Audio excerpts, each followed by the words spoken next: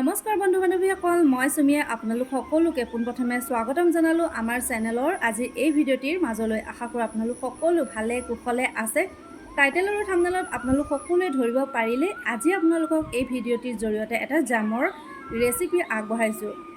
সাধাৰণতে অতি সহজতে বজাৰত বিভিন্ন ধৰণৰ বিভিন্ন ব্ৰেণ্ডৰ ৰং বিৰঙী বিভিন্ন ফল মূলৰ জাম জেলি পোৱা যায়, কিন্তু সেইবিলাক কিমান প্ৰিজাৰ্ভেটিভ কিমান ফুড কালাৰ দিয়া থাকে সেয়াটো আপোনালোক সকলোৱে জানে। কিন্তু আজি এই ৰেচিপিটোৰ জৰিয়তে আপোনালোকক অতি সহজতে কোনো ধৰণৰ ফুড কালাৰ বা কোনো ধৰণৰ প্ৰিজাৰ্ভেটিভ নিদিয়াকৈ অতি সহজতে বনাই আপোনালোকে আপোনালোকৰ ঘৰত থকা কণ কণ ল'ৰা ছোৱালী বা ডাঙৰসকলে মিলিজুলি ধুনীয়াকৈ ৰুটি বা ব্ৰেডৰ লগত খাব পৰাকৈ এই ৰেচিপিটো ভিডিঅ'টিৰ জৰিয়তে আগবঢ়ালোঁ। গতিকে আশা কৰোঁ আপোনালোক সকলোৱে ভিডিঅ'টি শেষলৈকে চাব। তেন্তে ব'লকচোন ভিডিঅ'টিৰ মাজলৈ আগবাঢ়োঁ। ভালকৈ পকৰি দিওঁ। মাহঁতৰ ঘৰলৈ যাওঁতে বাৰীখনলৈ এপাক ভুমুকি মাৰোঁতে দেখিলোঁ কেইবাজোপাও আনাৰস লাগি আছে। তাকে বোলো পকি থকা কেইটা ধুনীয়াকৈ লৈ আনিলোঁ। তাৰে দুটা মায়ে ৰাখিলে, দুটা মোলৈ দিলে। গতিকে আজি এই আনাৰসেৰে আপোনালোকক এই ৰেচিপিটো বনাই দেখুৱাম।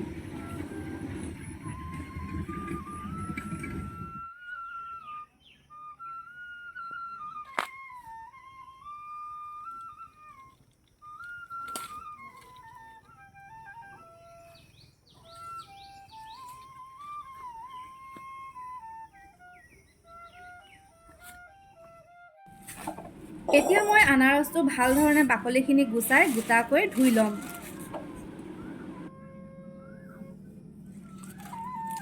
বন্ধু বান্ধৱীসকল, আজিৰ ৰেচিপিটোৰ বাবে মই এটা আনাৰস লৈছোঁ আৰু আনাৰসটো প্ৰায় 1 কেজি ওজনৰ আছিল। গতিকে এই আনাৰসত মই কিমান পৰিমাণৰ চেনি দিম সেয়া আপোনালোক সকলোৱে ভিডিঅ'টি শেষলৈকে চাব। লগতে আজি এই ৰেচিপিটোৰ বাবে মই কোনো ধৰণৰ ফুড কালাৰ বা প্ৰিজাৰ্ভেটিভ কিন্তু ব্যৱহাৰ নকৰোঁ। আপোনালোকেও অতি সহজতে বিভিন্ন ফল মূলেৰে ঘৰতে অতি সহজতে অতি কম সামগ্ৰীৰে ধুনীয়াকৈ জাম জেলি বনাই সংৰক্ষণ কৰি ৰাখিব পাৰে। আনাৰসটোৰ বাকলিখিনি ভাল ধৰণে গুচোৱাৰ পাছত মই গোটাকৈ ধুই ল'লোঁ। ধুই লোৱাৰ পাছত এয়া আপোনালোকে দেখা পাইছে আনাৰসৰ মাজৰ শিৰডাল কাটি উলিয়াই লোৱাৰ পাছত এনেধৰণে টুকুৰা টুকুৰকৈ কাটি লৈছোঁ। এতিয়া এই টুকুৰাবোৰ মই এটা মিক্সিত লৈ ভাল ধৰণে গ্ৰাইণ্ড কৰি ল'ম। তাৰপাছত এখন চেকনিৰে ভাল ধৰণে চেকি ল'ম।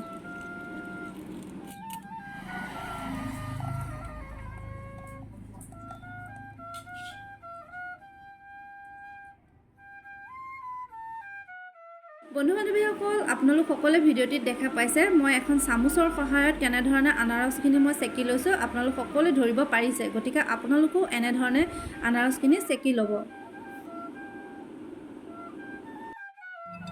বন্ধু বান্ধৱীসকল, আনাৰসখিনি যেতিয়া মই গ্ৰাইণ্ড কৰিছিলোঁ তাতে কোনো ধৰণৰ পানী ব্যৱহাৰ কৰা নাই। গতিকে আপোনালোকেও পাহৰি পিনে কিন্তু পানী দি নিদিব। একেবাৰে ল' ফ্লেমত মই পাতি দিছোঁ এখন নন ষ্টিকৰ কেৰাহী। সাধাৰণতে মিঠাজাতীয় বস্তুবিলাক বনাবলৈ গ'লে বাচন বৰ্তনবিলাকত বেছিকৈ লাগি ধৰে। সেইবাবে এই নন ষ্টিকৰ কেৰাহীখনতে মই এই পিউৰিখিনি ঢালি দিয়াৰ পাছতে এখন হেতাৰে ভাল ধৰণে 5 মিনিটৰ পৰা 10 মিনিটলৈকে লৰাই থাকিম। এনেধৰণে লৰোৱাৰ পাছত আপোনালোকে মন কৰিব যে যেনেকৈ আমি দাইল বনাওঁতে ফেন উঠি আহে সেইধৰণে এই পিউৰিখিনিতো ফেন উঠি অহাৰ লগে লগে এখন চামুচৰ সহায়ত এই ফেনখিনি ধুনীয়াকৈ কাঢ়ি পেলাম। জামৰ বাবে মই যিহেতু আনাৰসটো প্ৰায় 1 কেজি ওজনৰ লৈছিলোঁ, গতিকে সেই হিচাপত চেনি মই লৈছোঁ 250 গ্ৰামৰ। যদিহে আপোনালোকে মিঠা কমকৈ বিচাৰে তেন্তে চেনিৰ পৰিমাণটো আপোনালোকে কমাই ল'ব। চেনিখিনি দিয়াৰ পাছত মই এতিয়া ভাল ধৰণে এই পিউৰিখিনি লৰাই থাকিম। অতি কমেও 10ৰ পৰা 15 মিনিট সময়লৈকে আমি এনেধৰণে কম জুইত লৰাই থাকিম। যেতিয়ালৈকে ট্ৰান্সপাৰেণ্ট নহয় তেতিয়ালৈকে আমি এনেধৰণে লৰাই থাকিম।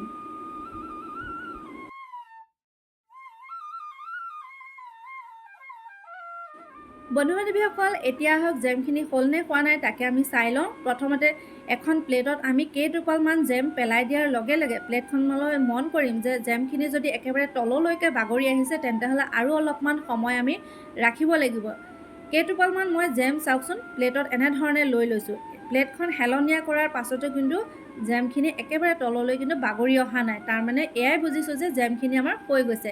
লাহেকৈ গেছটো অফ কৰাৰ পাছত মই এতিয়া ঠাণ্ডা হোৱালৈকে অলপ সময় ৰৈ দিম। ঠাণ্ডা হোৱাৰ লগে লগে জেমখিনি মই এটা চুপিৰ সহায়ত এটা চিচাৰ বৈয়ামত ঢালি ল'লোঁ। বন্ধু বান্ধৱীসকল, আজিৰ এই ভিডিঅ'টি চাই কেনেকুৱা পালে কমেণ্টৰ জৰিয়তে কিন্তু জনাবলৈ নাপাহৰিব। এনেকুৱা ধৰণৰ জাম জেলিবিলাক ঘৰতে অতি সহজতে কম সময়তে বনাই আপোনালোকৰ ল'ৰা ছোৱালীক টিফিনত ৰুটি বা ব্ৰেডৰ লগত দি পঠিয়াব পাৰিব। লগতে চাওকচোন, কোনো ধৰণৰ ফুড কালাৰ ব্যৱহাৰ নকৰাকৈ ইমান ধুনীয়া বজাৰৰ নিচিনা হৈছে এই আনাৰসৰ জেমবিধ। বাকী লগ পাই আছোঁ অন্য এটা ভিডিঅ'ৰ মাজত।